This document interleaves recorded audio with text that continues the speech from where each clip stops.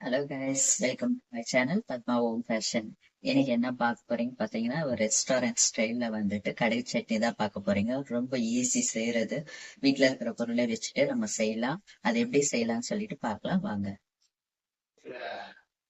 First அடுப்பை பற்ற வச்சுட்டு கடாயை வச்சுக்கோங்க. 2 குழி கரண்டி எண்ணெய் போட்டுக்கோங்க. நம்ம இதெல்லாம் எண்ணெயில தான் வதக்க போறோம். கடுகு இதுக்கு கொஞ்சம் நிறைய தான் போட போறோம். எண்ணெய் நல்லா காஞ்சிட்டோம். எண்ணெய் நல்லா காஞ்ச பிறகு கடுகு போட்டுடலாம். கடுகு போட்டுடலாம். நான் இந்த ஒரு குழி கரண்டில ஒண்ணு ஃபுல்லா கடுகு போட்டிருக்கேன். கடுகு நல்லா வெடிக்கிட்டோம். கடுகு நல்லா வெடிச்ச பிறகு அதுக்கப்புறம் நம்ம உளுந்து போட்டுக்க போறோம்.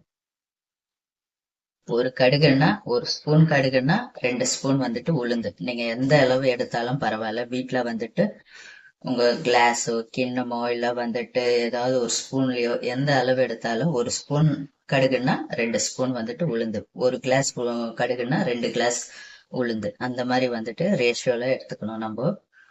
இதுக்கு ஹைலைட்டே இந்த கடுகு தான். கடுகு நல்லா லைட்டா பொரிஞ்ச உடனே நம்ம உளுந்து சேர்த்துடலாம்.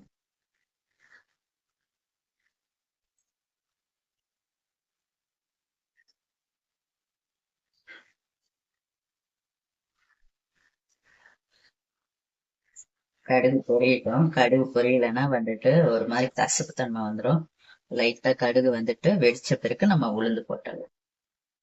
பாருங்க, கடுகு நல்லா வெடிக்குது. இப்ப நம்ம உளுந்து போட்டுக்கலாம். பாருங்க, அந்த கரண்டியில தான் நான் போட்டேன். 1 2 ஒரு கடுகு போட்டீங்கன்னா 2 உளுந்து போடணும். இந்த உளுந்து நல்லா ப்ரௌனிஷ் ஆகட்டும். சிம்லயே ஹைல வைக்காதீங்க, தீஞ்சு போயிடும். கொஞ்சம் லோ ஃப்ளேம்ல வச்சுக்கோங்க. லோ ஃப்ளேம்ல வச்சுட்டு நல்லா லைட்டா ப்ரௌனிஷ் ஆற மட்டும் வறுத்துக்கிட்டே இருங்க. பாருங்க, உளுந்து நல்லா ப்ரௌனிஷ் ஆயிடுச்சு.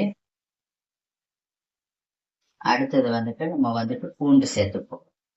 பூண்டு ஒரு 20 பல் பூண்டு சேர்த்துக்கிறோம். நான் தோலோட சேர்த்துக்கிறேன். பாருங்க, 20 பல் பூண்டு.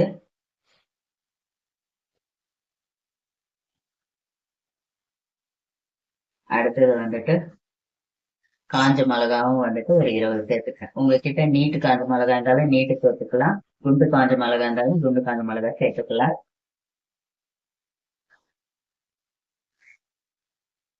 ஒரு 20 காஞ்ச மிளகா, 20 பூண்டு, 2 முழு பூண்டு, மீடியம் சைஸ் முழு பூண்டு. இது நல்லா ஃப்ரை பண்ணிக்கிட்டே இருங்க. நான் தோலோட போட்டேன். உங்களுக்கு தோல் பிடிக்கலன்னா நீங்க தோல் எடுத்துட்டு அதுக்கப்புறம் சேர்த்துக்கலாம் பூண்டு.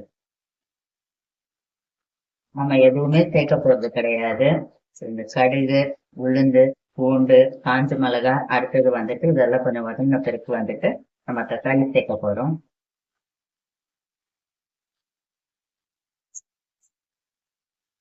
தக்காளி மீடியம் சைஸ் தக்காளி ஒரு 3 சேர்க்கிறேன். இன்னைக்கு எடுத்து ஒரு பீஸாவே கட் பண்ணி வச்சுக்கிறோம். எப்படி இருந்தாலும் நம்ம மிக்சியில தான் அரைக்க போறோம்.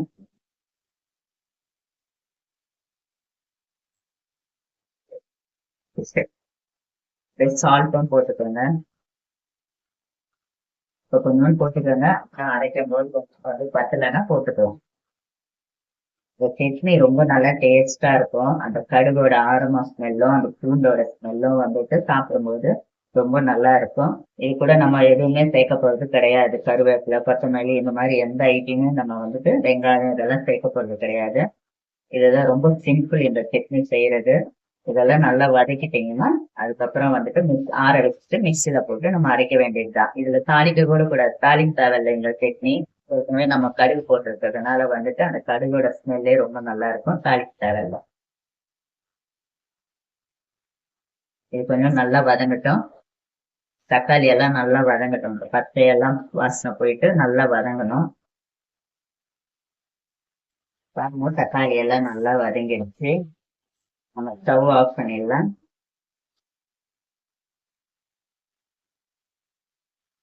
ஸ்டவ் ஆஃப் பண்ணிட்டு இது நல்லா ஆறட்டும். ஆறுனதுக்கு அப்புறம் நம்ம மிக்சியில போட்டு அரைச்சிட்டு எப்படி இருக்குன்னு சொல்லிட்டு பார்க்கலாம்.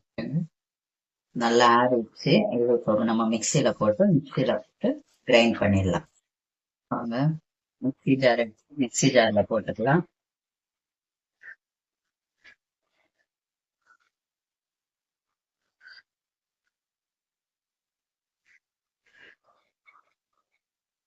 போட்டாச்சு. இப்ப நம்ம அரைச்சி எடுத்துட்டு வந்துடணும். பாருங்க, அரைச்சி எடுத்துட்டு வந்துட்டேன். கடுகு சட்னி ரெடி ஆயிடுச்சு. பாருங்க. இதை நம்ம பவுலுக்கு வந்து மாத்திடலாம்.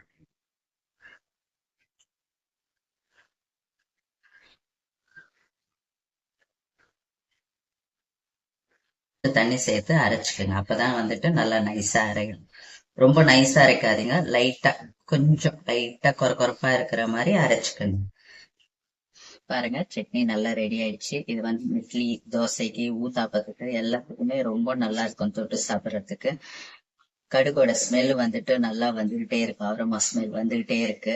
இதுல வந்துட்டு ஹைலைட் என்னன்னா அந்த கடுகோட ஸ்மெல் தான். கடுகு லைட்டா வந்து பூண்டு போட்டிருக்கோம் கொஞ்சம் நிறைய. அதனால வந்துட்டு அந்த ரெண்டோட ஸ்மெல் வந்துட்டு ஹைலைட்டா வந்து தூக்குது. நான் இங்க வச்சுட்டு இருக்கும் போதே எனக்கு வந்து நல்லா அந்த கடுகோட ஸ்மெல் வருது. ரொம்ப நல்லா இருக்கும், டேஸ்டாவா இருக்கும். நீங்க ஒரு தடவை செஞ்சு பார்த்துட்டு வீட்டுல எப்படி இருக்குன்னு சொல்லிட்டு செஞ்சு பார்த்துட்டு சாப்பிட்டுட்டு அதுக்கப்புறம் வந்து ஃபீட்பேக். ஸோ இந்த வீடியோ உங்களுக்கு பிடிச்சிருக்கும்னு நினைக்கிறேன். பிடிச்சிருந்துச்சுன்னா லைக் பண்ணுங்க, ஷேர் பண்ணுங்க, கமெண்ட் பண்ணுங்க, மறக்காம வந்துட்டு சப்ஸ்கிரைப் பண்ணிக்கோங்க. தேங்க்ஸ் ஃபார் வாட்சிங் all my videos. Until then by from Padma home fashion. அடுத்த பிளாக்ல பார்க்கலாம். பாய்.